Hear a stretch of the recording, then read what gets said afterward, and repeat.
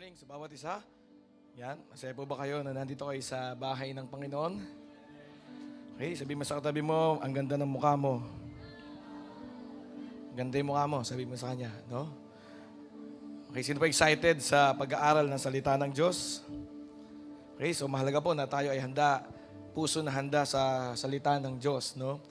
Pagka ang puso mo handa sa salita ng Diyos, ikaw ay may tanong, no? Meron kang iniisip, meron kang gustong masagot, at meron kang panalangin mula sa kalooban mo na, Lord, gusto ko maintindihan itong bagay na to. Gusto ko malaman itong bagay na ito. Mangusap ka. Alam ko meron kang sasabihin sa akin sa pagpunta ko ng Sunday, sa pagsimba ko ngayon. Sino dito ganyan ang sinasabi mo sa sarili mo? Hello? Kasi pag gano'n, ibig sabihin, ready ang iyong puso. No? Ready ang heart mo para talaga sa salita ng Diyos. Okay? Kasi kahit gaano po ka-powerful ang Word of God, kapag ang puso ho natin ay hindi po naararo, hindi po nabubungkal, mamasa-masa, hindi mamasa-masa, matigas, at tuyo, no? Tigang, kahit po powerful yung salita ng Diyos na parang binhi, hindi malalagay sa puso mo yun. Kaya dapat po ang puso natin ready. Sabi mo sa katabi mo, ready your heart. Okay? Kaya sino po dito handa ang kanyang puso sa umaga na to? Amen?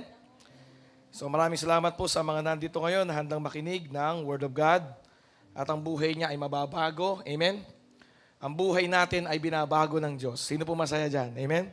Tayo po ay ginagamit ng Panginoon. Amen? Tayo po ay nile-level up ni Lord para yung kanyang glory ay lalabas sa pamamagitan ng ating mga buhay. Amen.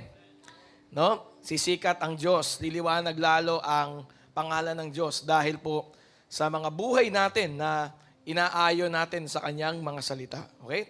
Tumayo po tayo lahat, Tayo po ay magbibigay ng paggalang, sa banal na kasulatan, sa pagbasa po natin mula sa Biblia, mula sa Bible. Buksan po natin ating mga Bible sa Hebreo, Hebreo 4, talatang 12. Tagalog po natin babasahin. Hebreo 4, talatang 12. Ang version ho na ito sa Tagalog ay ang Biblia. Ang Biblia.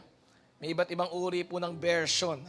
Kasi po ay hindi mo talaga pwedeng isalin mula sa original na pagkakasulat ang Biblia kasi yun po ay nasa lingwahe ng Griego kung sa bagong tipan.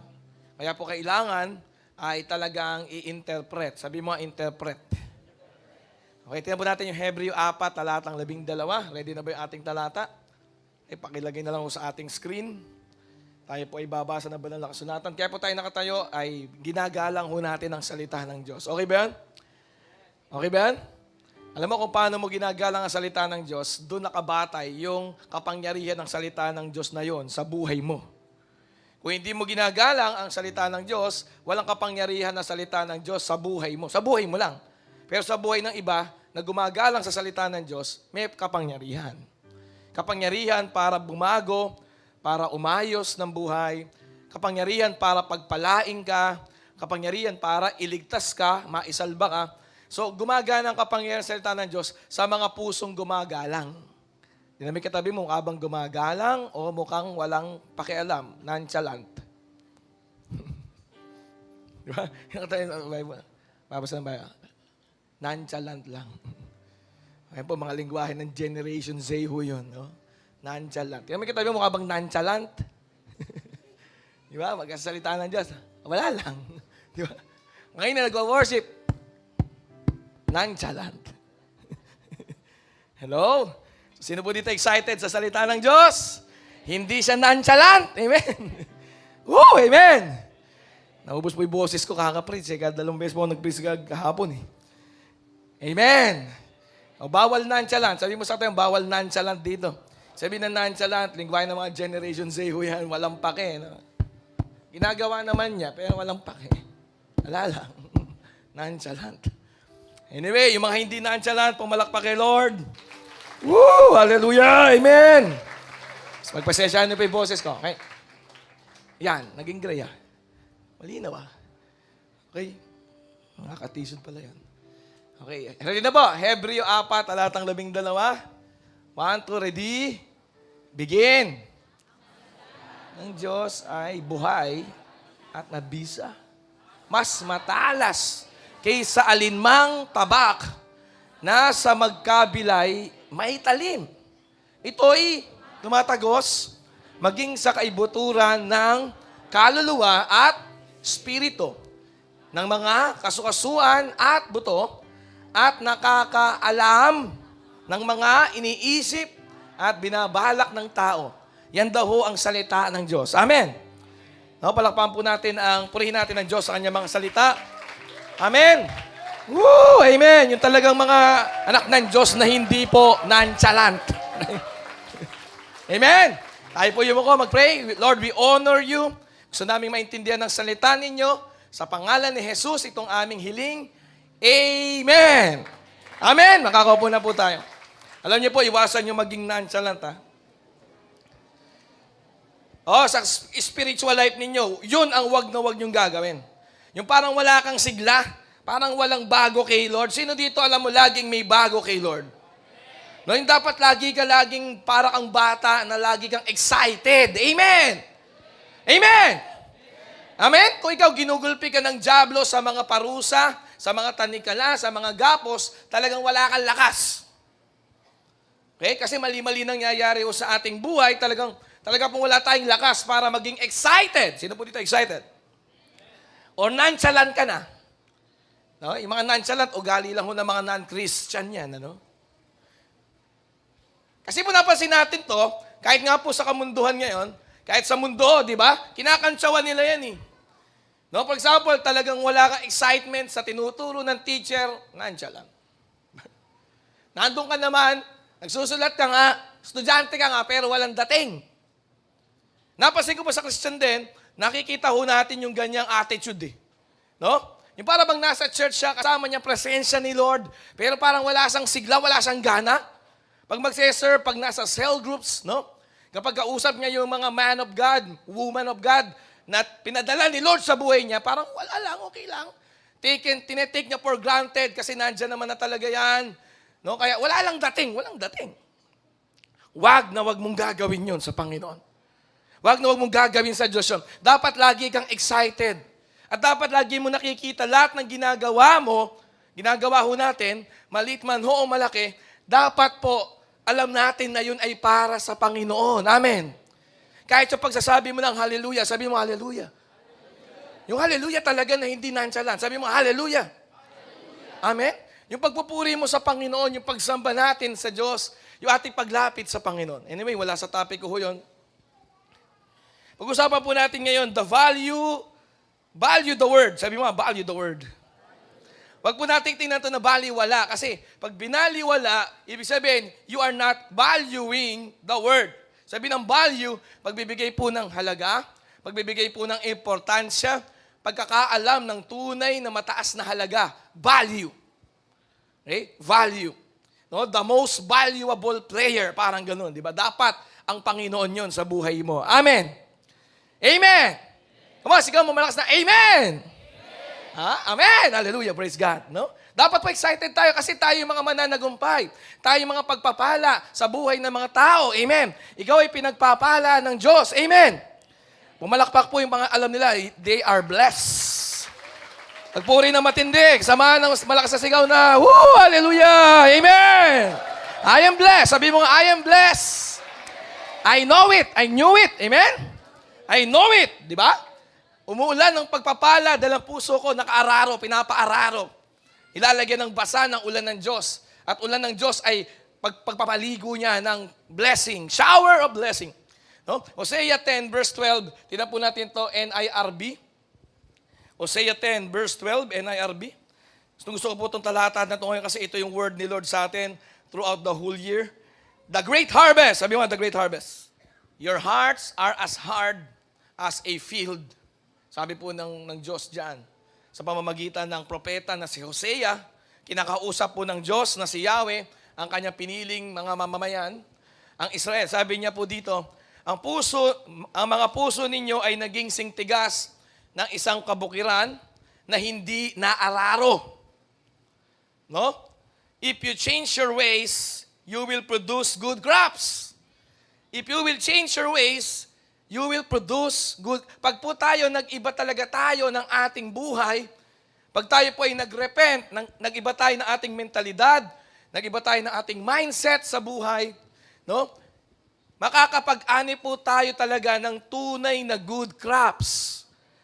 Ibig sabihin ng tunay na good crops, tunay na maayos na buhay espiritual kay Lord. Amen!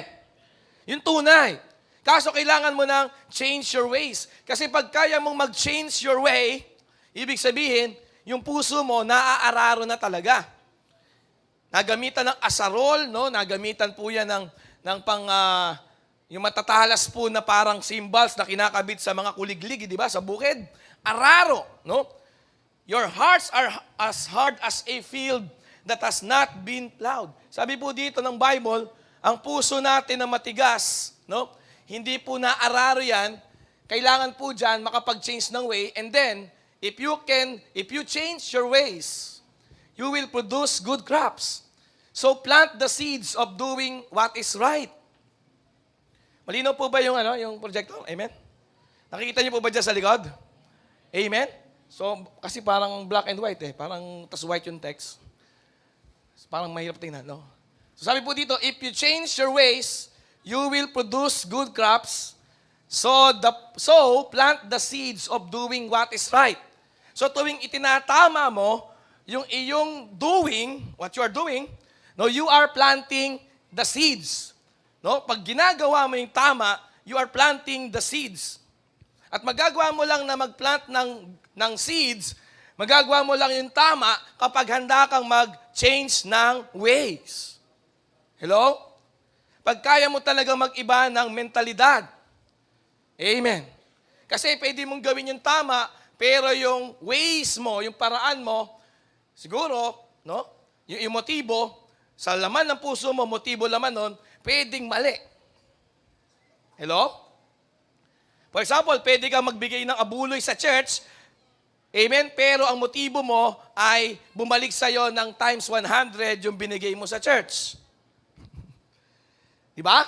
Pwede kang magbigay ng 10% yung ating tithes, for example, halimbawa lang, no, ginagawa mo yung tama, pero ang puso mo ay ang motibo, kailangan bumalik sa akin yan ng 30-fold, 60-fold, 100-fold. Ibig sabihin po nakalagay din sa Bible yon. Parang gumagano ka pa. Multiplied by 30 times, multiplied by 60 times, multiplied by 100 times yung aking binigay. So nagtatites ako ng 1,000, dapat 2 months from now maging 30,000 yan. So kaya ka pala nagbibigay. Tama, ginagawa mo, nagbibigay ka, pero yung motibo ng puso mo, gusto mo bumalik sa'yo ng 30 times, o kaya 60 times, o kaya 100 times. So parang ginawa mo lang si Lord na weteng na sure tama. Di ba? Parang ginagawa ho natin ng Diyos noon na loto na sure win.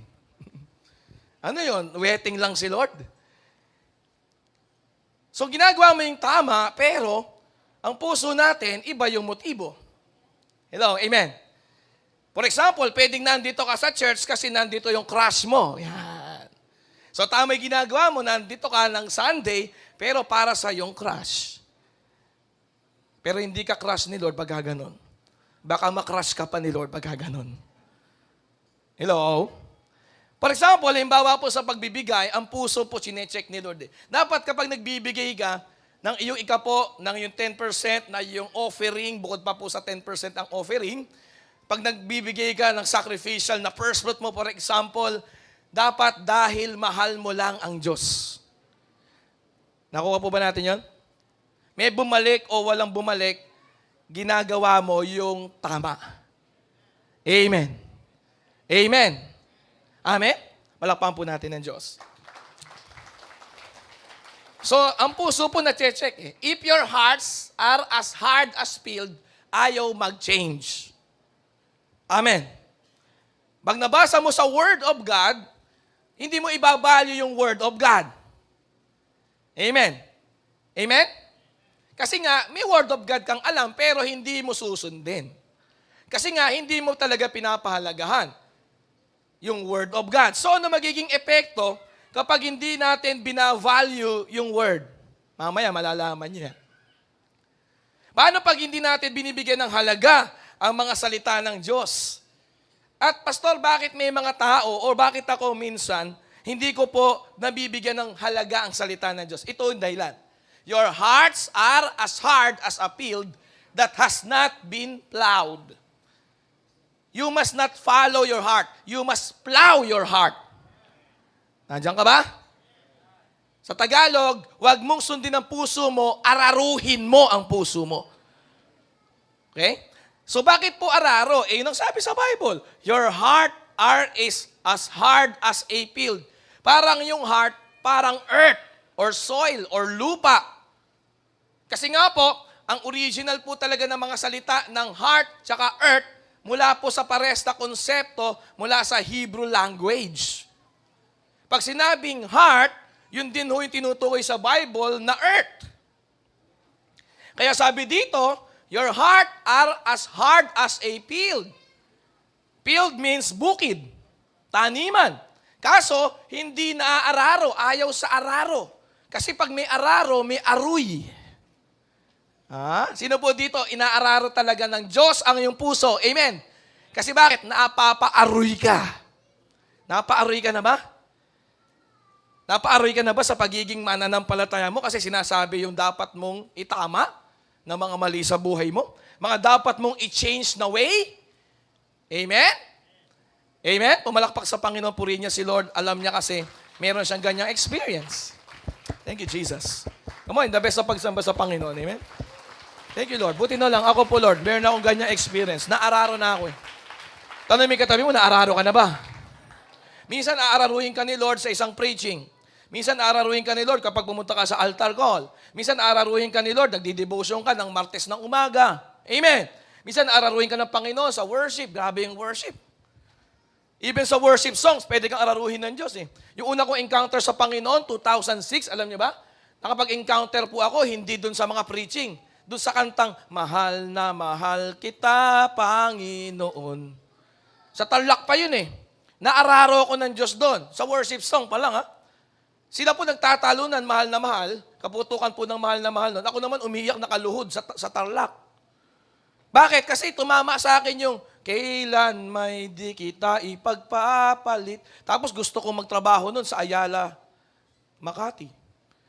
Sabi doon sa kanta daw, kailan may di kita ipagpapalit. Amen? Bakit pinagpalit mo sa pangit si Lord? May nagka-crush lang sa'yo. Halimbawa lang. Bakit inuuna mo yung trabaho? Once a month ka na lang nagsisimba. Tapos kakanta ka ng, kailan may di kita ipagpapalit. Kung ang puso mo malambot, maararo eh. Hello? Amen? Kaya yung word of God, madali mo nang i-receive yung mga pangako. Sabi ni Lord sa'yo, pangako niya, I will bless you. Amen. Gumaganong ka. Di ba? I will use you to become a blessing to other families. Amen. Napapaganong ka. Amen. Hindi ka nonchalant. Amen. Hello? Di ba? No, sino gusto maglingkod kay Lord? Maglilingkod ako sa iyo, Panginoon, kahit mawala lahat. Gumaganong ka na. Bakit? Kasi nga, ang puso mo naararo. Tanong mo katabi mo, naaararo ka ba? Alam niyo po, mahirap araruhin na bukid. Dati naglalaro kami la paring Bok. Kilala niyo si paring Bok? Si Bok. Naglalaro kami sa likod niya, ano? Pagka summer ho, asar na asar kami kasi nga yung bukid, talaga pong bitak-bitak eh. Sa El Nino po, noong una pa lang may El Nino na. Ngayon po, super El Nino na ho ngayon. Amen. Siguro, tinatag na lang ngayong super El Santo Niño na ngayon. Amen. So, ganun po nangyari ngayon. Ngayon po, taga super init ngayon eh. Di ba? Pero nung naglalaro kami nila paring Bok, i-jolin mo, kapag ginano mo sa bukid, laglag sa crack. Hello? Pag summer, naalala niyo po yun? Pag nasa bukid ka, talagang tubig doon, talagang walang tubig eh. Kaya kahit pag naglaro ka ng jolin, mahuhulog doon sa crack ng bukid po. Diyan sa likuran ng sementeryo po, nalalaro namin yan. Kaya pagka summer po, alam ko talaga yung puso o yung puso or lupa, the same mo yan, the heart and the earth na talagang kailangan ng araro. Pero kapag hindi po yan basa, matigas yan, tigang yan, tuyo yan, kahit yung pang-araro mabubungi. Kasi yung puso talaga, yung lupa talagang tigas. No? Pwede kang magpatakbo ng dire-diretso, parang aspaltong semento eh. Kapag po summer na summer, may El Nino po noong unang panahon. Dito po sa atin, sa bahay pare Candaba, Pampanga, dyan sa likod ng sementeryo. Diyan kami naglalaro ng mga bata kami. So ang hirap po talaga magtanim. Kahit itanim mo dyan yung powerful na seed, kunyari sa fairy tale na Jack and the Beanstalk, alam niyo yung Jack and the Beanstalk na fairy tale? Yung napakaliit lang na buto, na kapag natanim mo sa tamang lupa, malambot na lupa, masama-masang lupa, lalaki po yun sa isang gabi lang, makakarating sa langit. Ganun ka-powerful yung Jack and the Beanstalk na beans, na seed. Pero kapag yung seed na yon, nilagay mo sa semento, kahit powerful yon, wala yon. Hello? Kahit gaano kalakas yung seed, kapag nilagay mo dito sa salamin, wala, dito tubo. Kahit gaano ka-powerful yung seed, lagay mo sa tiles, hindi tutubo. Kahit gano'n ka-powerful yung seed, lagay mo sa lupang tigang, lupang tuyo, lupang may toyo, amen? Hindi tutubo. Kaya kailangan dyan, araro. Minsan, kahit may araro na, sino po dito? Nagpadala na si Lord. Para kasi Haring David, di makapakinig si Haring David eh. Nagpadala si Lord ng Prophet Nathan, di ba? Sabi ni Prophet Nathan, David, may kwento ko sa'yo. May mayaman, at yung mayaman, maraming tupa. May kapitbahay na mahirap, isa lang ang tupa. Yung mayaman na maraming tupa, may dumating na bisita. Ang ginawa ng mayaman na maraming tupa, ninakaw pa niya yung tupa na nag-iisa sa kanyang kapitbahay na mahirap. Sabi ni Prophet Nathan yan kay David. Ganong katigang at katigas at katuyo at kametoyo ang puso ni David noong oras na yon, ni Haring David. Ang sabi ni David, dapat sa mayaman na yan, pinapatay. Kasi marami siyang tupa. Yung kapitbahay niyang mahirap, isa lang ang tupa, may dumating lang siyang bisita, itong mayaman nga po na maraming tupa, imbis na ihanda niya yung isa sa kanyang mga tupa, ginawa po ng mayaman na maraming tupa, kinuha po niya yung tupa ng kapitbahay niyang mahirap na isa lang. At yun ang inihanda niya sa kanyang bisita. Napakasama po ng mayaman na yun na maraming tupa. Alam mo sabi ni Haring David, papatayin ko yan. Sino ba yan? Sabi ni Haring David. Ha? Sino ba yung loko-loko na yan? Na talagang ganyan gumalaw sa buhay. Ha? Alam mo, sabi ni Prophet Nathan, di mo nagigets, David. Ikaw yon, sabi niya. Hindi na nagigets na po ni David eh.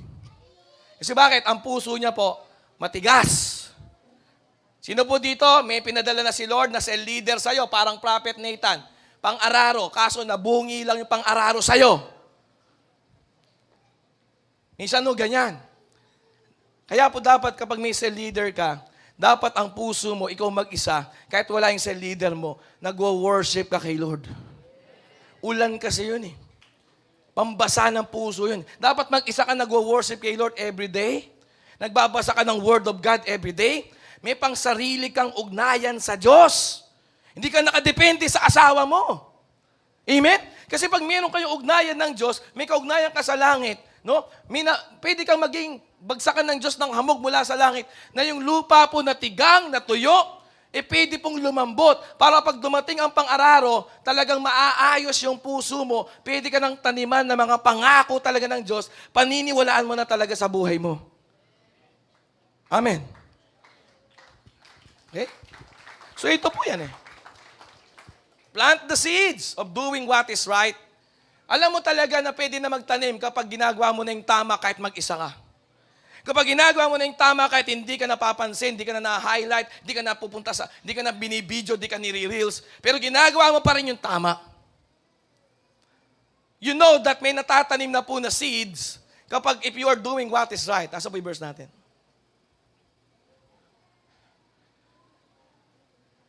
Sabi po dito, it is time. Sabi mo sa katabi mo, it is time. Dapat lagi mo ito nasasabi sa sarili mo eh. It is time to seek the Lord. When you do, kapag ginawa mo yung lahat ng yan, buo yan, yung puso mo, pinaararo mo, no? You change your ways. Amen? You plant the seeds of doing what is right. Kahit maghihirap ka, kahit malulungkot ka, kahit mawawalan ka ng work, kahit mawawalan ka ng barkada, you plant the seeds of doing what is right, then you will harvest the fruit of your faithful love.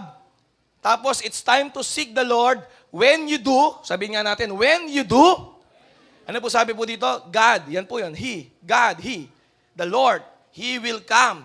Jesus, God will come and shower His blessings on you. Yun. Doon pa lang po dadating yung papaliguan ka ng Diyos ng pagpapala, hindi lang material. Lahat po ng anggulo, sa lahat ng aspeto, sa lahat ng magulo sa buhay mo, ayusin niya. Sa lahat po ng bahagi ng buhay mo, He will shower His blessing. Doon pa lang. Yung uulan ng pagpapala, maliligo ka sa pagpapala. Amen. Palakpakan po natin si Lord kung nag-guess natin. Pero kung hindi ka magpapaararo ng puso, hindi ka mag-change ng ways. Hello? Nandiyan po ba kayo? Hindi ka magpla-plant ng seeds of what is right. What is right? If you will not do what is right, that is planting the seeds, doing what is right. Ibig sabihin po, walang magiging harvest. Masarap lang po sabihin yung uulan ng pagpapala. Sabi mo nga, uulan ng pagpapala. Uulan ng pagpapala. Di ba? Ano pa ikanta natin kanina? Ibuhos mo. Di ba? Sabi mo sa katabi mo, ibuhos mo. No, ano pa sabi doon? Todo, todo, todo. Di ba? Todo, todo, todo. Eh, di ka naman nagpapaararo. Anong todo doon? Ha? Ang hirap mong araruhin. Bakit? Hindi ka nagwa-worship. Mahirap pong araruhin ng puso na hindi nagwa-worship na mag-isa sa sarili niya kapag normal na araw. Kung nagwa-worship ka lang pag Sunday, ang tigas na ng puso mo. Yung ipapadala ni Lord na pang-araro, mabubungi sa'yo eh. Mabubungi sa akin eh. Kahit pinakamagaling pa na magdi-disciple sa akin, kapag ang puso ko sobrang tigas, basasayang yung pangil ng pang-araro. Mapapahiya yung talim ng pang-araro. Kapatid. Di ba? Kasi nga ang puso na talagang tumigas ng tumigas. Ang sekreto talaga dito is ulan. Ulan po ng pagsamba. Ulan ng pangsariling pagbabasa ng salita ng Diyos. Ikaw mismo, ninanais mo ang Diyos. Ikaw mismo kahit mag-isa, gusto mo makilala ang Diyos. Yun ang number one sa buhay mo. Si Lord, yun ho yun. Amen. Doon madali ka na lang magkaka-leader. Doon madali ka na lang magkakaroon ng mentor. Doon madali ka na lang i-coach, iti-train, i-equip. Madali na lang. Madali ka nang i-PID, i-disciple. Madali ka nang maigaguide. Bakit? Kasi ikaw mismo, may pang sarili kang pagnanais na makilala ang Diyos. Sa'yo mahalaga ang Word of God. Sa'yo ang direction mo ang Word of God. Sa'yo ang senyales na pwede kang mag-move forward, Word of God. Amen. Yun po ibig sabihin na mahalaga sa atin ang Word of God. How we treat the Word of God determines the effectivity of the Word of God in our own personal life. Kung paano mo pinapahalagahan sa sarili mo ang salita ng Diyos, ganun na magiging epekto o impact o pagbibigay ng resulta ng salita ng Diyos sa iyong buhay. Kasi bawat tao ay puso, spirito. Bawat tao ay taniman ng salita ng Diyos. Yun nga lang, may mga taniman na kailangan ng araro, kailangan munang mabasa bago maararo. Tingnan ho natin ang Bible. Sa 1 Samuel 3 verse 1, tingnan nyo ito, ang batang si Samuel ay naglilingkod sa Panginoon sa harap ni Eli, yung punong saserdote, noong panahon na yon. Siya po ay priest ng nation of Israel, high priest. Ang salita ng Panginoon ay bihira nung mga araw na iyon. Hindi madalas ang pangitain. Hindi madalas ang mga pangarap na nagiging larawan sa isip. Hindi madalas ang vision. Mahalaga po na ikaw ay merong vision sa iyong buhay. Meron kang ninanais-nais na 5 taon mula ngayon na talagang nakabatay sa mga pangako ng Diyos na itsura ng 5 taon mo mula ngayon. Sabihin nga natin, vision. Pero noong mga panahon na ito, sa pinag-aaralan natin, no, ang salita po ng Diyos ay bihira. Pwede pong maulit ito sa buhay ninyo ngayon, sa pamilya ninyo. Pwedeng maulit ito sa inyong relationship na mag-asawa o mag-girlfriend, mag-boyfriend na ganyan ang buhay ng isang mag-girlfriend at mag-boyfriend. Parang ganyan. Ang salita ng Panginoon ay bihira nung mga araw na iyon, walang madalas na pangitain. Walang nakakaunawa ng vision. May vision ho ba tayo? Napakahalaga po ng vision. Kasi ito yung larawan ng 5 taon o 10 taon mula ngayon na binigyan mo mismo ng larawan, ng translation sa iyong personal na buhay batay sa mga pangako ng Diyos na salita niya na iyong kinakain, na iyong tinatanggap, na iyong talagang pinag-iisipan, na iyong pinag-aaralan, maglalabas po ito ng larawan sa iyong isipan o vision. Sabi mo nga, vision. Na nakikita mo 5 years, 10 years from now, ang pamilya mo, kayo mag-asawa, naglilingkod kayo sa Panginoon, kasama ang inyong pamilya, ang inyong mga anak. Meron kayong negosyo na pwede nyo ipamana sa next generation, maayos ang buhay ninyo, blessing kayo sa iba. Nakikita mo yung ganyang pangitain. Meron ka bang ganyang pangitain? Kasi mula po yan sa mga salita ng Diyos na pinahalagahan mo sa sarili mo. Hello? So, nung panahon na ito, isang pag-aaral ho natin ngayon sa umaga na ito, na meron pong ganyang pangyayari sa Bible, kwento, na ang salita ng Panginoon bihira. Parang sa pamilya ngayon ng mga Pilipino dito sa Candaba, no? Na ang mga nanay hindi nagbabasa ng Bible. Gustong makinig ng mensahe, pero sila mismo, ayaw ho nilang umaral ng salita ng Diyos sila mismo. Hindi man sa ayaw, minsan po, hindi lang nila alam kung paano. Kaya nga po dito sa simbahan na to, tinuturuan ng bawat isa na ikaw mismo umaral ka ng salita ng Diyos para sa sarili mong pamilya yan. Amen. So, marami po mga magulang ngayon na talagang pinapalaki ang mga anak sa pamamagitan ng mga kaalaman ng kanilang kalululuhan. Mula kay kuro-kuro, kay haka-haka. Mula sa mga pamahiin, mula sa mga paniniwalang walang batayan. Di ba? Lalo po ngayon sa napapanood mo lang sa internet, sa social media, sa mga pinapanood mo mga interviews ng mga artista, mga influencer, na sira-sira rin naman ng buhay, doon mo binibigyan ng payo ang iyong mga anak. So nangyayari ho ito ngayon sa atin, na bihira na po ang salita ng Diyos. Buti na lang tayo po na mga mananampalataya, ang salita ho ng Diyos sa atin, hindi po bihira. Inaaral natin yan, binibigyan natin yan ng value o halaga sa ating mga buhay. Sa umaga po, nagbabasa tayo ng salita ng Diyos. Amen. Amen. Sa umaga pa lamang po, sumasamba na tayo sa Panginoon, nananalangin. Sa gabi po, bago matulog, nananalangin ulit tayo. Ating pinapahid ang banal na dugo ni Jesus. Alam natin ang kapangyarihan ng dugo ni Kristo. Bakit? Nababasa natin sa ating mga Bible. Amen. Palakpakan po natin ng Diyos. Okay? The scarcity. Sabi ng scarcity, yun nga po, bihira. The scarcity of the Word of God will result in scarcity of any good things in your family. Kung bihira ang salita ng Diyos sa pamilya mo, bihira rin ang magagandang bagay na mangyayari sa pamilya mo. Kung bihira ang salita ng Diyos sa buhay mo, bihira rin yung mga magagandang pangyayari na mula sa Diyos sa buhay mo. At apektado po dito ang pamilya, ang barangay, ang bayan, ang probinsya, ang region, ang Luzon, ang Visayas, ang Mindanao, ang buong bansa. Kasi po mga tao, hindi na po nakakaalam ng salita ng Diyos. Gusto po natin yung madali, no? Biro mo sa loob ng 1 minuto, meron ka salita ng Diyos, manood ka lang sa TikTok. Hindi ko totoo yun, kasi mababaw lang ho yun. Tandaan niyo po, ang buto po, dapat lumalim. Hindi lamang po sa ibabaw. Kasi pag sa ibabaw ang buto, pwede pong mamatay at matuyo sa init ng araw ang buto na naihasik. Kaya dapat po lumalalim po tayo sa salita ng Diyos. Talon tayo sa verse 19, sa Samuel 3. So ano po nangyari? So lumaki si Samuel, ito maganda, sabihin mo Samuel. At kasama niya ang Panginoon. Sabi po dito, at ang Panginoon ay kasama niya. Sa pamumuno po ng high priest na si Eli, biro mo po, merong high priest, pero ang salita ng Diyos naging bihira.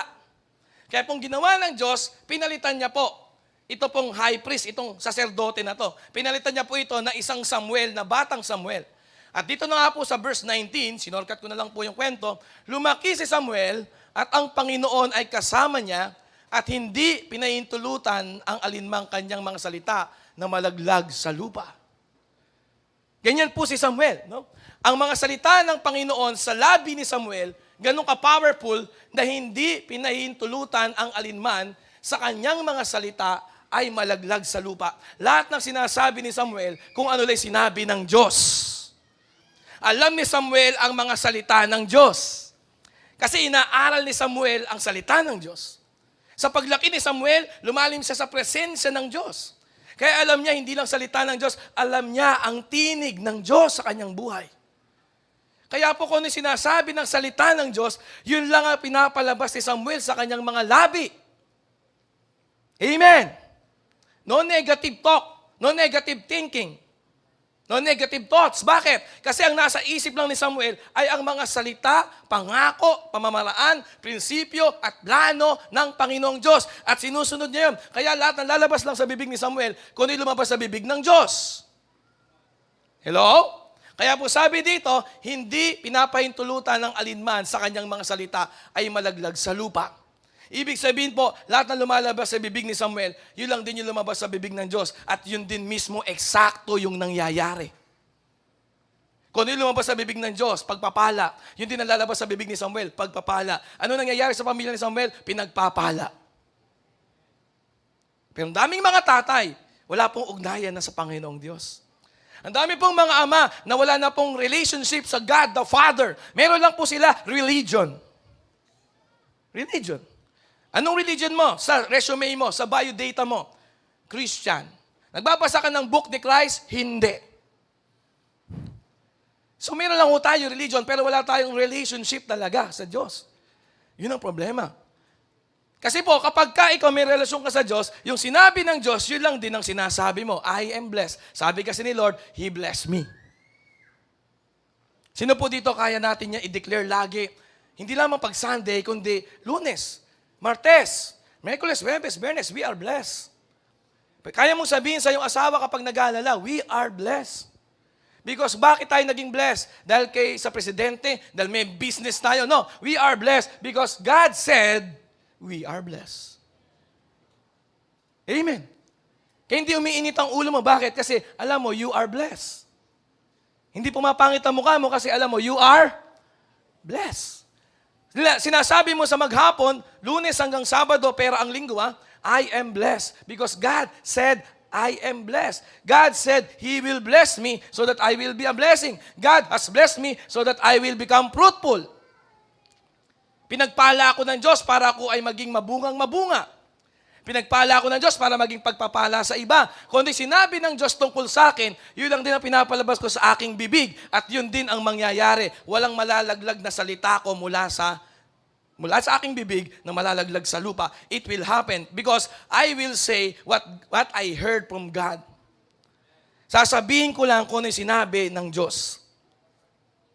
Kaya po ang buhay mo nagiging powerful. Palakpakan po natin si Lord kung naging natin. Kaya yung buhay mo nagiging fruitful, nagiging powerful. Bakit? Because you are really a son of God, a child of God, a daughter of God. Amen? So yun po makikita natin sa buhay dito ni Samuel. Lumaki siya po na ang Panginoon ang kasama niya. Grabe, palakpakan natin ang Panginoon kung naiintindihan natin yun. No? Kasama mo ang Diyos. Hindi mo kailangan mga ilangan. No? Wala kang dapat isipin sa iyong pangangailangan. The Lord is my shepherd. I shall not be in want because I walk with God. Lumalakad ako sa piling ng Panginoon. Siya ang bahala sa akin. Hindi ako mangangailangan, hindi ako magkukulang. Amen? Andiyan ba kayo? Amen? Bawat ginagawa ko, maliit man o malaki, alam ko merong magandang bunga na hindi mawawala kasi alam ko ang bawat galaw ko kasama ko ang Panginoon. Amen? Amen. Ganun po dapat yan eh. So ano po nangyari dito sa panahon na ito? A story of defeat because of the scarcity of the Word of God. Sa next chapter po nitong Samuel, sa chapter 4, makikita natin to. No word, the next is defeat. Tandaan mo yan. No word, the next is defeat. So sa chapter 4, makita po natin ito, verse 2, ito na, dumating na po ang mga kalaban, ang mga Philistine, ang mga Pilisteo or mga Philistine humanay laban sa Israel. Ito na. Kasi nga po yung nauunang leader ng tahanan, ito nga po yung punong saserdote na si Eli, bagamat saserdote, pero hindi po siya lumalapit na sa Diyos. Hindi na po niya pinapangaral ang salita ng Diyos. Kaya po naging bihirang salita ng Diyos, ito nangyari. Ang mga Pilisteo, ang mga kalaban po na puwersa, yan na po, humanay laban sa Israel, at nang sila'y magsasagupa, ang Israel ay nagapi ng mga Pilisteo. Yan po naging epekto. No? Ang Israel ay nagapi ng mga Pilisteo na pumatay ng halos 4,000 katao sa larangan ng digmaan. Verse 3, ang mga kawal ay dumating sa kampo. Sinabi ng matatanda sa Israel, Bakit ipinatalo tayo ng Panginoon? Bakit ipinatalo tayo ngayon ng Panginoon sa harapan ng mga Pilisteo? Tingnan ho natin yung nangyari. Dalhin natin dito ang kaban ng tipan, yung Ark of the Covenant. No, yung parang yung parang material na parang agimat-agimat, pero hindi po agimat ang Ark of the Covenant. So sabi po ng mga matatanda ng Israel, dalhin natin dito ang kaban ng tipan ng Panginoon mula sa Shiloh upang siya ay makasama natin at iligtas tayo sa kamay ng ating mga kaaway. Ang nangyayari ho dito ay magpapanggap sila na nandun si Yahweh pero hindi naman nila alam ang salita ni Yahweh. Tandaan niyo po, kahit nandun po yung mga physical, material, representative ng presence ni Lord, kagaya ng Ark of the Covenant, pero yung Word of God, bihira, hindi po magwo-work. May tao po ba dito? Nandun ang kaban ng tipan. Okay? Pero wala yung Word. Scarcity. Bihira ang salita ng Diyos. Verse 4, tuloy ho natin, tingnan natin nangyari. Kaya't nagpasugo ang bayan sa Shiloh. Ano po ginawa nila? At kanilang dinala mula doon ang kaban ng tipan ng Panginoon ng mga hukbo na nakaupo sa mga kerubin. Yun po yung kaban ng tipan ng Panginoon. Tandaan niyo po ito, ito yung kahon, ito yung physical, material na representation dapat ng Diyos na si Yahweh, pero dahil hindi nila alam ang salita, ito po ang nangyayari. So ito po nangyari. Ang dalawang anak ni Eli, nakita niyo po yung high priest, may dalawang anak, si Hophni at si Pinehas. No? At naroon at binabantayan ang kaban ng Panginoon. Verse 5, ang kaban ng tipan ng Panginoon ay dumating na po sa kampo at ang buong Israel ay sumigaw ng malakas. No? Kaya, ahu, siguro sabi nila. Kahit umalingaw-ngaw ang lupa. Nang marinig po ng mga kalaban, ng mga Philistines, ng mga Pilisteo, ang ingay ng sigawan, ay sinabi nila, ano ang kahulugan ng ingay nitong malakas na sigawan sa kampo ng mga Hebreo, ng mga taga-Israel? At nang kanilang nalaman na ang kaban ng Panginoon daw ay dumating sa kampo, verse 7, ang mga Pilisteo, mga kalaban po, ay natakot sapagkat kanilang sinabi, mayroong Diyos na dumating sa kampo. Sabi nila. Kanilang sinabi, kahabag-habag tayo sapagkat hindi pa nagkaroon ng ganyang bagay kailanman. Sabi po ng mga kalaban niya, kahabag-habag tayo. Sino magliligtas sa atin sa kamay ng mga makapangyarihang Diyos na ito? Ito ang Diyos na pumuksa sa mga taga-Ehipto sa pamamagitan ng sarit-saring salot sa ilang. Verse 9, kaya nagpakatapang at nagpakalala. Kaya sabi po ng mga Pilisteo ito, verse 9, kayo'y magpakatapang at magpakalalaki o kayong mga Pilisteo, baka kayo'y maging mga alipin na mga Hebreo na gaya ng naging kalagayan nila sa inyo.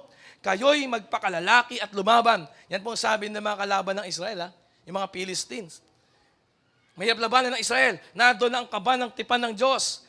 Yung material, physical na representation ng presensya ng Diyos. Pero tandaan niyo po, hindi po alam ng Israel ang salita ng Diyos, pero meron lang sila panglabas, material na representative ng Diyos. Ano po kaya nangyari dito? In verse 10, ang mga Pilisteo ngayon, ay lumaban pa rin at ang Israel po ay natalo. Talo pa rin.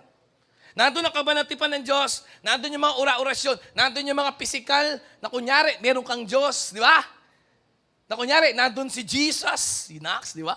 Meron tayong mga physical na representasyon eh. Kaso talo ka pa din. Alam bakit? Hindi mo alam ang salita ng Diyos.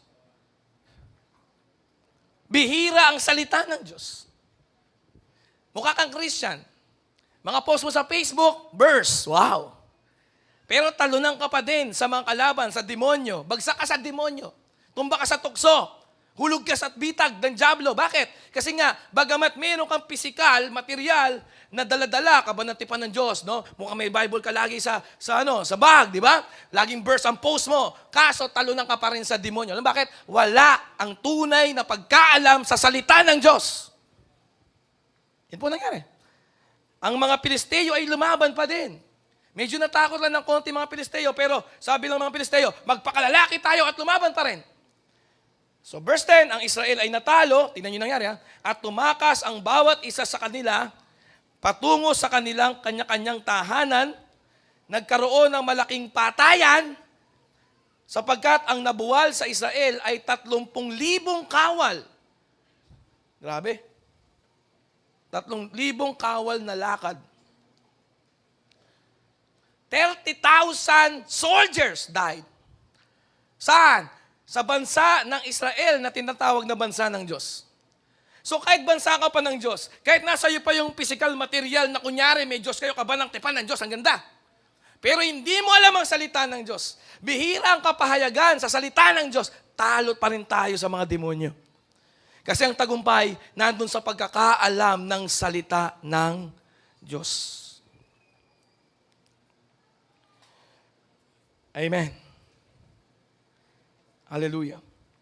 So, verse 11, ang kaba ng Diyos ay nakuha at ang dalawang anak ni Eli, yung high priest, si Hophni at si Phinehas ay napatay. Ganun nangyari sa Israel. Si Hophni, yung anak po to ng high priest, yung anak po to ng punong saserdote, ay napatay. Verse 12, may isang lalaking taga Benjamin. Ang Benjamin po ay isa sa mga 12 tribes ng Israel. Ano? May isang lalaking taga Benjamin ang nakatakbo mula sa labanan. Nagtungo po siya, bumalik siya sa Silo ng araw ding iyon, napunit ang damit at may lupa sa kanyang ulo. Verse 13, nang siya'y dumating, nandun nga po si Eli. Si Eli ay nakaupo sa kanyang upuan sa tabi ng daan at nagbabantay sapagkat ang kanyang puso'y nanginginig dahil sa kaba ng Diyos. Ang lalaki po ay pumasok sa lungsod at sinabi ang balita, ang taong bayan sa Israel nga ho yan ay nanangis. Verse 14, nang marinig ni Eli ang ingay ng sigawan, ay kanyang sinabi, ano ang kahulugan ng ingay na ito? At ang lalaki po ay nagmamadaling lumapit at nagbalita kay Eli. Verse 15, si Eli noon ay 98 taon at ang kanyang mga matay malabo na kaya't siya ay hindi makakita.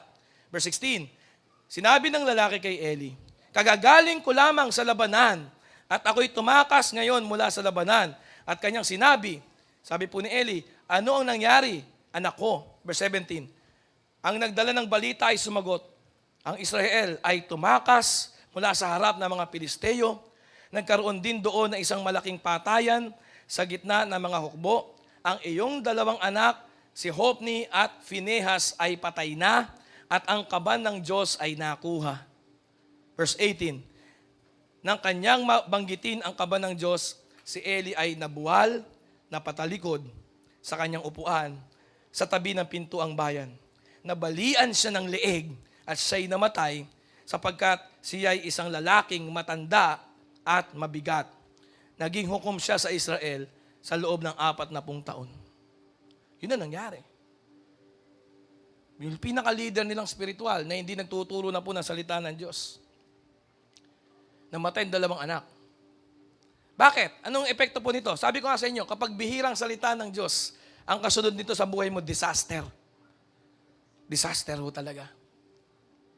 Yun po nangyari dito. Kaya po dapat pag-aralan natin, napahalagahan ang salita ng Diyos. Amen. Amen? The power of the Word of God. Ang salita po ng Diyos, ang ginagamit ng Diyos para lumikha.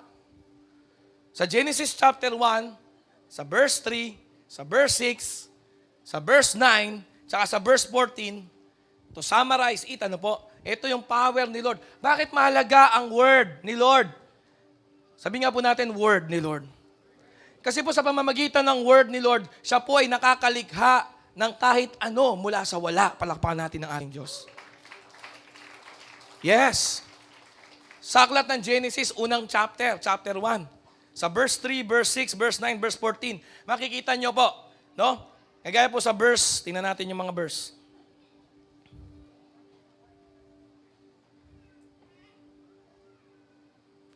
Sabi po sa verse 3, let there be light. God said, let there be light. Tingnan niyo po ito ha, ito yung word ni Lord ha. God said, let there be light. Wala pang light nun eh. Amen? Si Byron lagi nagbibiro eh. Kung gaano katanda si Enrile eh. Dati daw madilim. Tapos narinig ni Enrile, let there be light. Ganun daw katanda si Enrile. Ha? So ito ho yun. No? Ha? Tingnan niyo po paano nangyari. Paano nagkaroon ng light? Sinabi ng Diyos magkaroon ng light. Genesis 1 verse 3. Bakit mahalaga na bigyang value at pahalagahan mo sa buhay mo ang salita ng Diyos, mga kapatid. Bakit mahalaga na magdi-devotion ka? Bakit mahalaga na makinig ka sa mga ituturo ng leader mo sa'yo, na cell leader mo? Ng mga principle ng Word of God. Kasi nga po, ang Word of God, itong gamit ng Diyos para lumikha ng kahit ano mula sa wala. Tayo pa naman walang-wala. So huwag ka mag-alala. Kasi kahit walang-wala ka, kapag may Word of God ka, may malilika ang Diyos na maganda sa buhay mo. Ang puhunan, Word of God. Amen? Yung palakpak mo parang nonchalant. Yung palakpak na hindi nonchalant. Yung palakpak na umaalis ang demonyo ng pagiging nonchalant. Woo! Hallelujah! Maalihan ka, mawala sana sa iyo yung demonyo ng pagiging nonchalant na yan. Mapalitan ng spirit ng pagiging excited sa Word of God.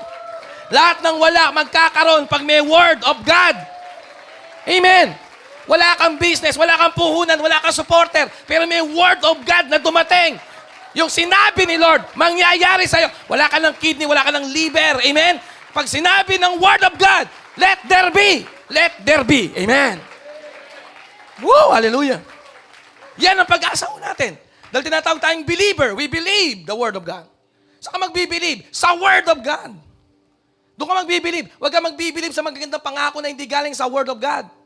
Scam yun. Okay? Kasi bakit? Hindi yun binaback-upan ng Diyos. Ang baback-upan lang ng Diyos, yung mga sinabi niya. Sa'yo mismo, hindi sa katabi mo.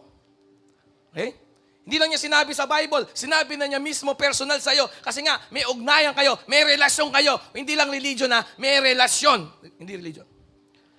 Paano sasabihin sa'yo ng Diyos, wala naman kayong relasyon ng Diyos?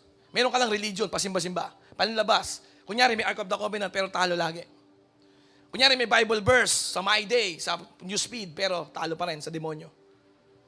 Laglag pa rin sa tukso. Diba? Kuha pa rin ang bitag ng mga demonyo.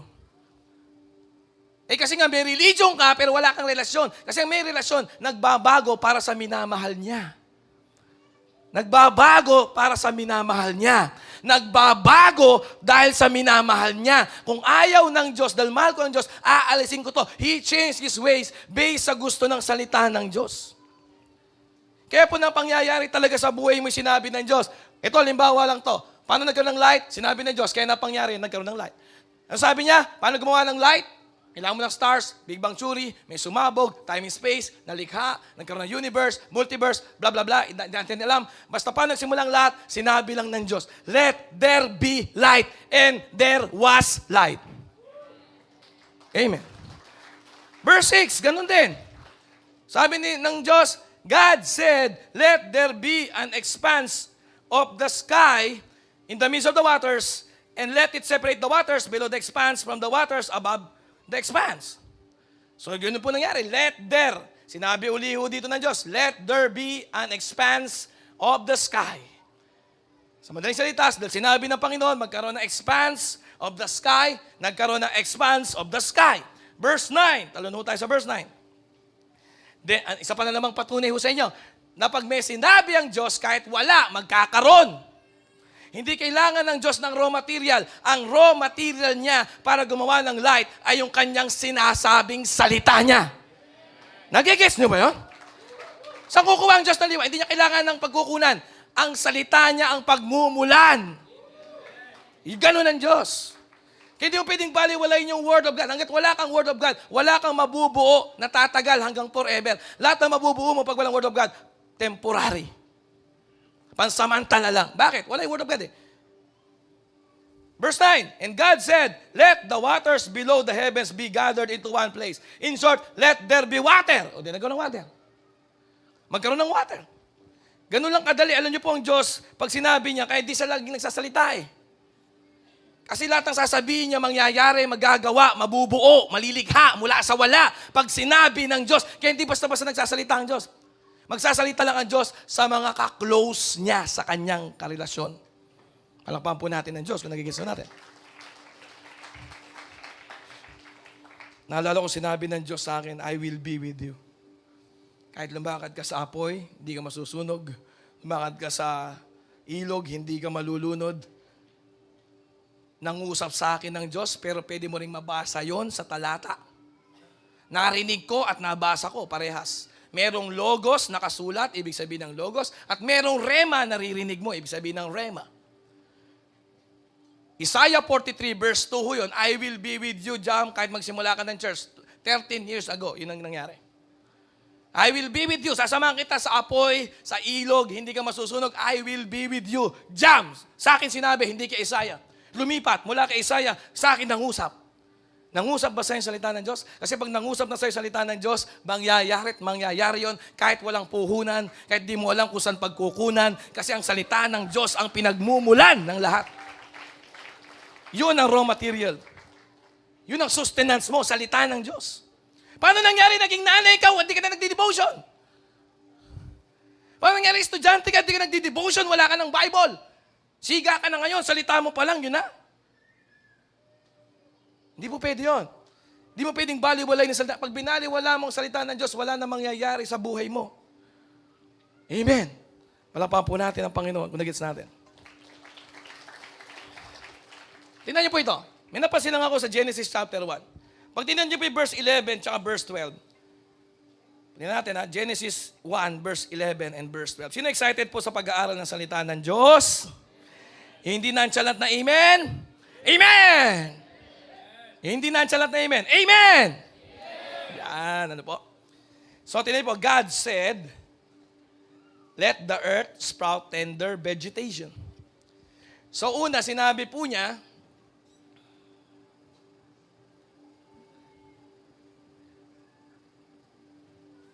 magkaroon muna ng lupa, tapos ang ginawa po niya, pag pinasin sa verse 11, sinabi muna ng Panginoon, let there be light, let there be sky, let there be water, let there be earth.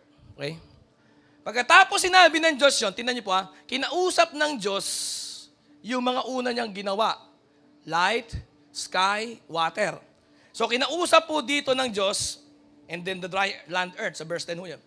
Sa verse 11, kinausap po ng Diyos yung earth. Nung sinabi niya, let there be earth, nagkaroon ng earth, tapos kinausap niya yung earth, sabi ng earth, maglabas ka ng mga halaman. Hello? Nakasunod po ba kayo? So mula dun sa lupa, kinausap ng Diyos yung lupa, sabi niya sa lupa, maglabas kayo ng halaman. Amen? At ang lupa ay sumunod, naglabas po ng mga halaman, puno ang lupa. Palakpakan po natin ang Panginoon, nagigets natin. Verse 11. Hindi niyo napansin niyo sa verse 11? Kinausap ng Diyos yung kanyang ginawa.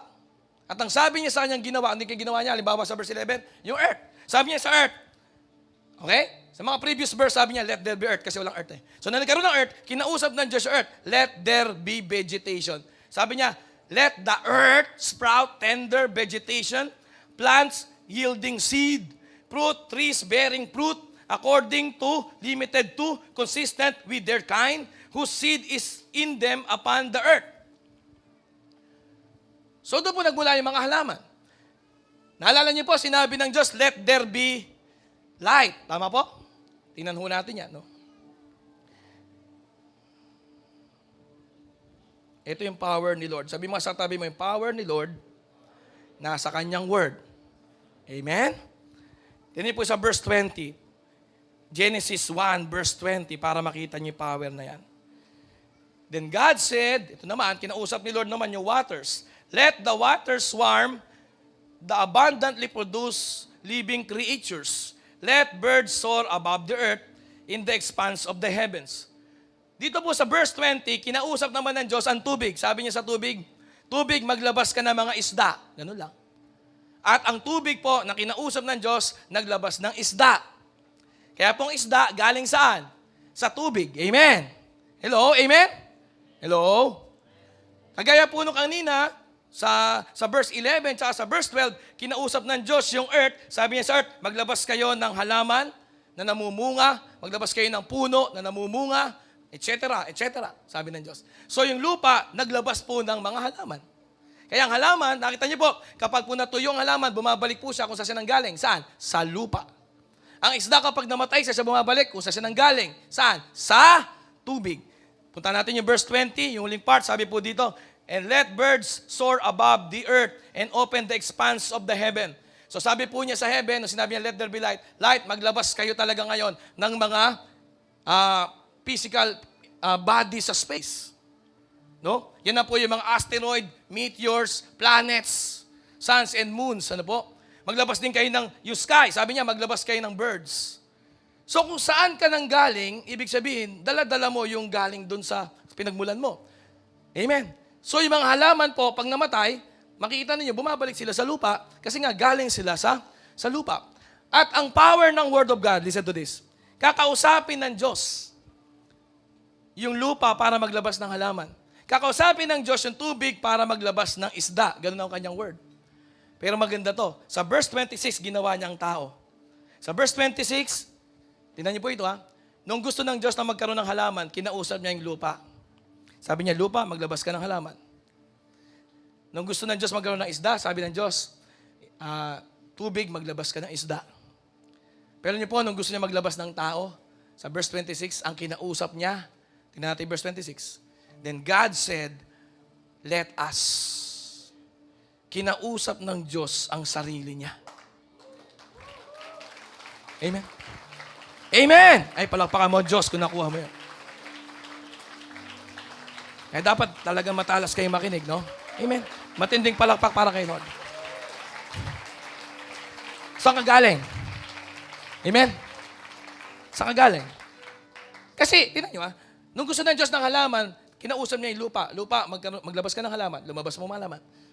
Gusto niya magkaroon ng isda, tubig, maglabas kayo ng isda. Di ba? Gusto niya magkaroon ng mga meteor, asteroids, moons, and planets, and solar system, and galaxies, etc.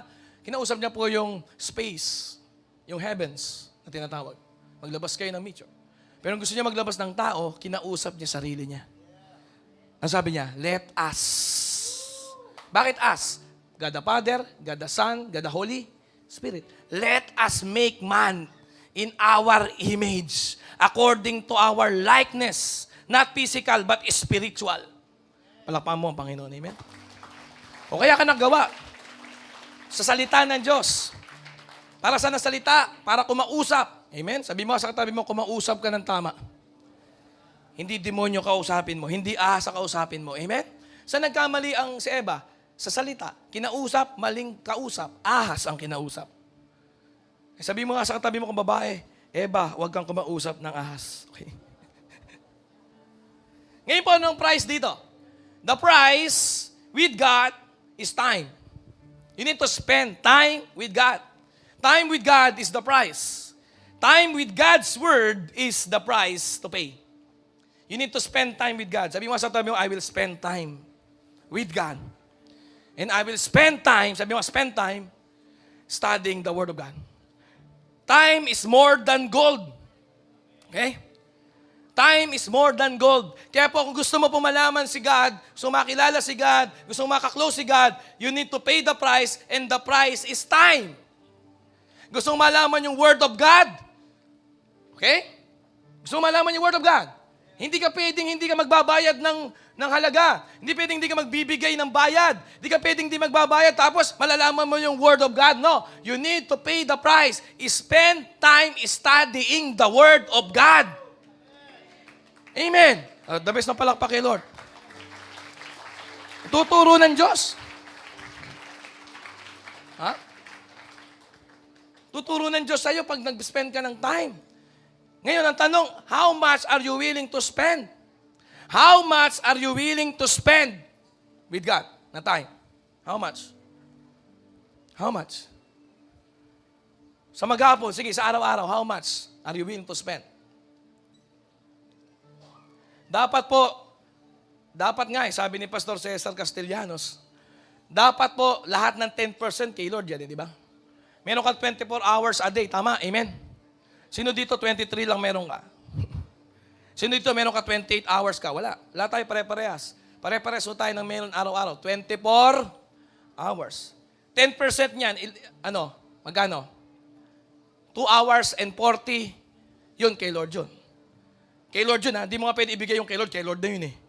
Dapat nga labas pa doon sa 2 hours and 40 minutes. Kasi yung 2 hours and 40 minutes, hindi mo yan pwedeng i-spend kay Lord kasi kanya na yun eh. Dapat. Pero marami po dito, ni 4 minutes, nakalimutan na si Lord. Kaya po nakita niyo yung disaster na nangyari sa Israel dahil wala yung Word of God. Ha? Yung piniling bansa ng Diyos. Yung leader pa naman sa temple, yung high priest, si Eli. May 2 anak, yung high priest. No, si Hophni, saka si Phinehas, namatay. Nung unang digma, 4,000 patay sa Israel. Yung pangalawang laban, 30,000 namatay sa Israel. Ilan pa gusto mong mamatay sa pamilya mo bago mo maintindihan na napakahalaga ng salita ng Diyos? Ilan pa gusto mong mamatay? Ilang pangarap pa gusto mong mawala sa'yo, sa puso mo? Ilang sakit pa gusto mong malaman sa katawan mo bago ka magpahalaga sa relasyon mo sa Panginoon? Hello? Amen. Ilan? Magkano pa? Magkano pang dapat malugi mawala sa'yo? Iintayin mo pang mapariwara yung anak mo. Anong uri ng buhay gusto mo makitang wasak sa pamilya mo bago mo malaman na ang salita ng Diyos ang susi? Hindi ka ba ng tipan na panglabas lang? Kapal na nga ito ng tipan eh. Hindi mga panglabas na itsura na post, na my day, na kunyari maka-Diyos. Hindi doon. Yung totoong pagkakaunawa mong personal. Na kahit walang pastor, meron kang pagkaalam sa Diyos. Na kahit hindi linggo, sumasamba ka sa Diyos. Kasi meron kayong relasyon, hindi relihiyon. Hello? Okay? Value the Word. Kasi kaya ka lang nalikha dahil sa Word. At ang Panginoon, gusto mo talaga ng breakthrough, ng business, kailangan kausapin ka ni Lord. Kasi ikaw pagmumula ng business, para kang lupa, sa'yo nang galing yung halaman. Una kang ginawa ng Diyos bago yung business. Yung business nasa loob mo, pero kailangan tawagin ng Diyos yung business sa loob mo. Paano matatawag ng Diyos lahat ng magandang bagay sa loob mo? Hindi kayo nag-uusap ng Diyos. Meron ka magpapanggap. Meron tayo panglabas. Meron tayo social media image. Pero wala tayong integridad sa loob. Kaya yun ang inaayos mo kapag ka nakarinig ka ng word. Yan ang niluluhod mo sa panalangin. Yan ang iniiyak mo sa altar. Yan ang nilalapit mo sa Panginoon. Panginoon, ikaw lang pinakamahalaga. Just give me Jesus. You can have all these things in the world. Sa iyo na lahat ng bagay sa mundo, basta si Kristo Jesus lang sa akin. Kailangan maranasan mo exercise yan sa buhay mo. Hanggat di mo nararamdaman yan na exercise, tanggalin mo muna lahat. Tanggalin mo muna lahat. Saka mo sabihin na tinanggal mo talaga lahat. Amen? Bawat isa sa atin, we need to pay the price. Pwede po ako magtrabaho sa Makati, pwede ako magtrabaho sa Ayala, pwede ako nakagraduate, nag-a-apply na nga ako noon. Pero sabi ko, Lord, gusto ko maglingkod sa'yo. Pag naglingkod ako sa Panginoon, tatanggalin ko lahat ng plano ko sa sarili ko. Handa ako maging zero. Handa ako magsimula sa scratch. Sabi ko pa sa Panginoon, Lord, kahit di mo ko bigyan ng asawa, I will serve you, sabi ko sa Panginoon. Come on. Ha? Kahit di mo bigyan ng anak, kahit di mo bigyan ng asawa, kahit kunin mo na ako bukas, ngayon, maglilingkod ako sa'yo. Nandiyan ba kayo? Kasi ikaw lang ang buhay ko eh. Totoo mo yon. Pag religious ka, fake lang yun. Pag religious ka, kunya-kunyarihan ka lang. Mampaganda lang ng image mo yon. Pero kung totoo ka, tatanggalin mo talaga lahat ng pangit sa'yo kasi gusto mo lang maranasan si Jesus. Kakalimutan mo lahat na kinagisnan mong kaalaman, katuruan, galing kay kuro-kuro, galing kay haka-haka, galing sa pamahiin, galing sa religion na mali-mali, na hindi nakabatay sa Bible. Kakalimutan mo lahat yun. Bakit? Kasi gusto mo ng bago. Gusto mo ng totoo. Relasyon sa Diyos, buhay, tunay, dalisay, alam mo sa sarili mo. Come on. Nandiyan ka ba? Ang gusto natin yung parang, papahirang ka ng ganito, bless ka na. Magical prayer, dito gagaling ka. Ikaw, yung spirito mo, paano mo naintindihan ang tunay na salita, lingwahe ng Diyos galing sa Bible muna, then mangungusap sa'yo. May logos, may rema ho. Akala ko kasi natin, basta nangusap ang Diyos sa akin. Ako sa ninyo. Ano yun? Wala sa Bible nun. Wala sa Bible yun. Come on. Wala sa Bible yun. Wala sa Bible. Pag wala sa Bible, hindi sinabi ng Diyos. Tama. Dahil lahat ng sinabi ng Diyos, sinulat sa Bible. O, mamalakpak ako, nag-guess mo. Di ako galit, seryoso lang. Kasi napapariwara ka. Naloloko ka. Ng demonyo. Ano akala mo, may relasyon ka sa Diyos? Di mo naman alam ang salita ng Diyos. Di ka nagbabasa ng Bible. Lahat ng desisyon mo galing sa sarili mo, sa emosyon mo, sa inggit mo. Lahat ng desisyon galing sa inggit. Nakakaingit siya, buti pa siya, ganito siya. Kailan kaya ako? Lord, kailan kaya ako? Punta ako sa altar sa Sunday, magical prayer. Ditignan ko yun, ulan ng pagpapala, ulan ng pagpapala. Yung puso mo, tigang, matigas, tuyo. Lumapit ka sa Diyos, lumuhod ka, umiyak ka, madama mo ang tunay na presensya ng Diyos. Amen? Doon ka mag-grow. Paano ka magbabago? Di wala kang karanasan sa Diyos. Di mo kaya magbago. Akala nila kasi pagiging Christian, alam ko yan, tatama ko lang yung mali ko. Hindi mo may tatama yung mali mo kasi nga may mali ka. Paano may tatama yung sarili mo may mali ka? Kailangan mo ang tulong ng Diyos sa buhay mo. Yung biyaya, lalapit ka sa Diyos. Lalapit ka sa Word of God. You will spend time with God. Amen? Yun ang gagawin mo. Pag di mo ginawa yun, walang shortcut. Ano ka, special child ka? Ako nga binitawan ko yung gusto kong career sa Maynila. Para lang makilala ang Diyos. Huwag mo malitin yung pagkakilala sa Diyos. Kasi lahat ng tatrabaho sa Maynila, mas maganda pa yung buhay ko ngayon. Kahit di ako nakapagtapos ng pag-aaral. Bakit? Kasi nga, mas pinagpapala ang umahanap sa Diyos. Nang totoo. Takot ka na mawala yung trabaho mo, business mo, para unahin si Lord. Nakakaya naman kay Lord, Nakakaya kay Lord yun. Lord, ayaw kitang unahin, busy ako. Paano ko naging busy? Paano kunin ka na ni Lord bukas? Paano kung 5 minutes, wala ka munang oxygen? Kaya mo? 5 minutes lang, wala ka munang oxygen, sabi ng Diyos. 5 minutes lang, bigyan mo ko ng 5 minutes sa buhay mo, sabi ng Diyos. Akin na muna yung oxygen mo for 5 minutes. Kaya mo bang mabuhay? Are you here?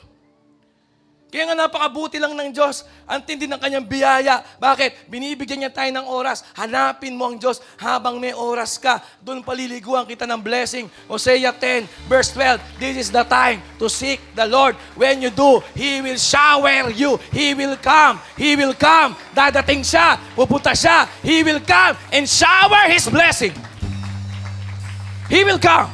Kahit wala yung blessing yung He will come, yung pupunta lang siya, the best na yun Pinakamasarap na yun Yung dadating si Lord, He will come. He will come. Kahit wala na yung shower ng blessing, basta He will come. He will come. Pupunta siya, dadating siya, mararanasan ko siya, magkikita kami, magkakakilala kami. Amen? Amen? Are you here? Tumayo po tayo sa oras na ito. Hanapin mo si Lord, lumuhod ka, gusto mo. Umiyak ka sa Diyos. This is your opportunity. This is your time. This is your altar. I want you, Jesus. Sabi mo sa Panginoon, I will spend time. I will spend time with you, Lord. I will spend time. Sabi mo sa Diyos yan, I will spend time with you. Lord, and I will spend time with your word. I will study the word. Huwag mo sayangin yung mga araw. Huwag mo sayangin yung mga umaga. Ba't mo sinayang yung umaga? Ha? Ano ba akala mo matututunan mo yung word of God ng malalim? Ano ba akala mo walang mangyayari pag nalaman mo yung word of God? Yun ang akala mo. Kasi pag alam mong word of God, you can say to this mountain, be cast off to the sea, and that mountain will obey you. Kapag alam mo yung word of God, kapag alam mo yung God na nagbigay ng word, you can say to this mountain of stress, this mountain of defeat, this mountain of dead life, be cast out to the sea, it will cast out to the sea. Paborito kong verse, Numbers 14, verse 28. Sabi ni Lord, I will do to you the very thing I heard you say. Numbers 14, verse 28. I tell you, sabi po ni Lord, I tell them, tayo daw yun, as surely as I live, sabi ng Panginoon, declares the Lord, I will do to you. Ano sabi niya? I will do to you the very thing I heard you say. Yan ang sinasabi ng Diyos. I will do to you the very thing I heard you say. Gagawin ko sa iyo, pag narinig ko sa iyo yan, gagawin ko sa iyo yan. Sige po, kung naintindihan niyo yung salita ng Diyos. As surely as I live, sabi ni Lord, as surely as I live, habang buhay ako, sabi ng Diyos. Sabi ng Diyos yan, para bang mamamatay ang Diyos, no? Sabi niya, as surely as I live, declares the Lord, I will do to you the very thing I heard you say. Pag sinabi mong, Lord, restore me. Pag sinabi mong, Lord, change me, tutulungan ka ng Diyos. Pag sinabi mong, Lord, set me free from this darkness, sabi ni Lord, I will do to you the very thing I heard you say. Pag sinabi mong, Lord, bless me. Pag sinabi mong, Lord, pagpalain mo ako. Lord, gusto kitang makilala. Lord, gusto ko lumapit sa'yo. Sabi ni Lord, I will do to you the very thing I heard you say. God's will for you ay magkaroon ka ng glorious life with Jesus. Maraming salamat sa iyong panonood dito sa ating YouTube channel. Huwag mong kalimutan mag-subscribe sa Glorious City Church YouTube channel. Have a blessed life, family, finances, and future.